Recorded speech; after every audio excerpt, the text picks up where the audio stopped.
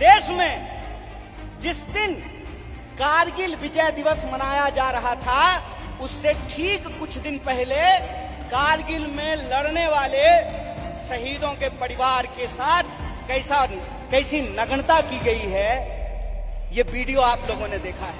आज देश की बागडोर एक ऐसे हाथ में है जो कहता है कि पीएफआई के नाम में भी इंडिया है।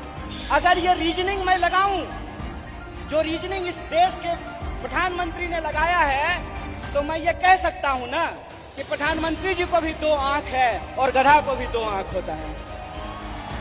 आज के वक्त में हमको गर्व से यह बात कहना चाहिए कि हम मल्लिकार्जुन खड़गे के सिपाही हैं। हमको गर्व से यह बात कहना चाहिए कि हम राहुल गांधी के सिपाही हैं, क्योंकि राहुल गांधी ने कहा है डरो मत।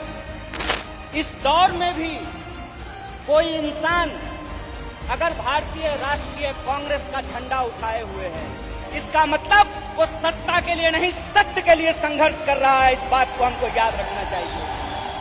पहली बात तो ये कि मैं नहीं समझता हूं कि ये मंच सिर्फ और सिर्फ आरएसएस और बीजेपी को कोसने के लिए है। ये मंच सिर्फ और सिर्फ मोदी जी क्या कर रहे हैं इसके बारे में बताने की है, क्योंकि वो तो आप सब लोग जानते हैं। वो आप सब लोग इसलिए जानते हैं कि इस विपरीत परिस्थिति में भी वह पथ क्या, पथिक कुशलता क्या, जिस पथ में बिखरे सूल न हो, नाविक की धैर्य परीक्षा क्या, जब धाराएं प्रतिकूल न हो। इस दौर में भी कोई इंसान अगर भारतीय राष्ट्रीय कांग्रेस का झंडा उठाए हुए है, इस दौर में भी कोई नौजवान अगर यूथ कांग्रेस का झंडा उठाए हुए है, इस दौर में भी अगर कोई विद्यार्थी एनएसयूआई का झंडा उठाए हुए है, इसका मतलब वो सत्ता के लिए नहीं, सत्य के लिए संघर्ष कर रहा है। इस बात को हमको याद रखना चाहिए।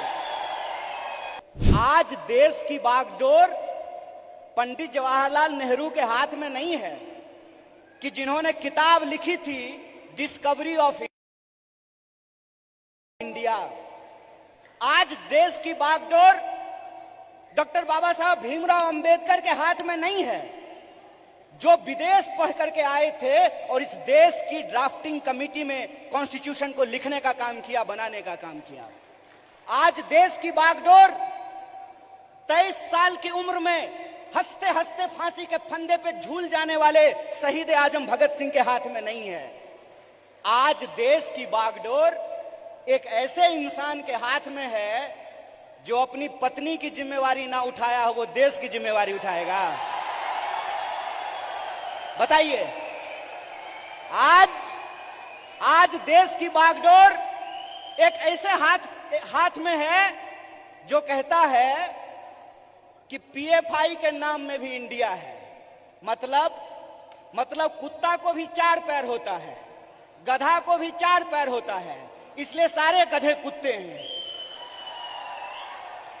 अगर ये रीजनिंग मैं लगाऊं, जो रीजनिंग इस देश के प्रधानमंत्री ने लगाया है, तो मैं ये कह सकता हूं ना कि प्रधानमंत्री जी को भी 2 आंख है और गधा को भी 2 आंख होता है। इस देश की 55% आबादी नौजवान हो, जिस देश में दुनिया का हर 5वां युवक भारतीय हो, जिस देश में 45 साल में सबसे ज्यादा बेरोजगारी हो, और जिस देश में जिस दिन कारगिल विजय दिवस मनाया जा रहा था, उससे ठीक कुछ दिन पहले कारगिल में लड़ने वाले शहीदों के परिवार के साथ कैसी नग्नता की गई है, ये वीडियो आप लोगों ने देखा है।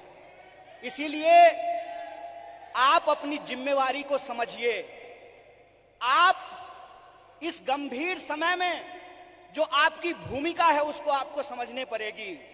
और मेरा मानना बिल्कुल साफ है, जैसे बिना विचार की कोई राजनीति नहीं होती है, उसी तरह से बिना नौजवान के, बिना विद्यार्थी के कोई पार्टी सत्ता में नहीं आ सकती है। इस बात को याद रखिएगा।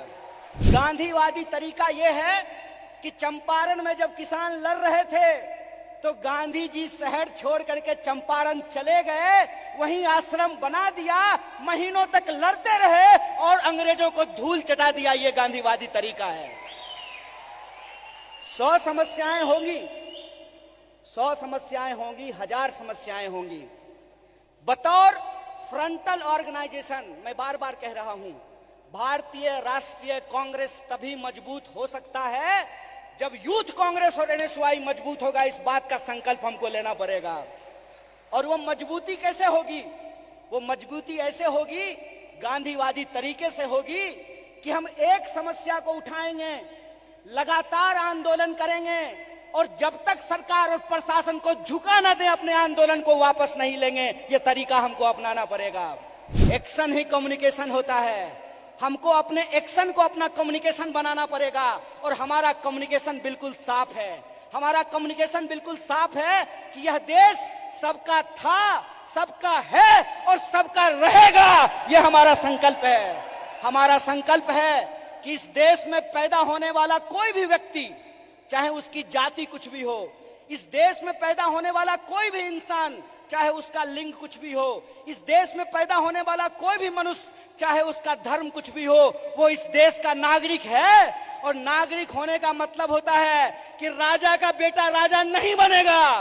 लोकतंत्र में वोट से तय होगा कि हमारा शासक कौन बनेगा। और यह जो लोकतंत्र है, यह लोकतंत्र ही भारत की बुनियाद है।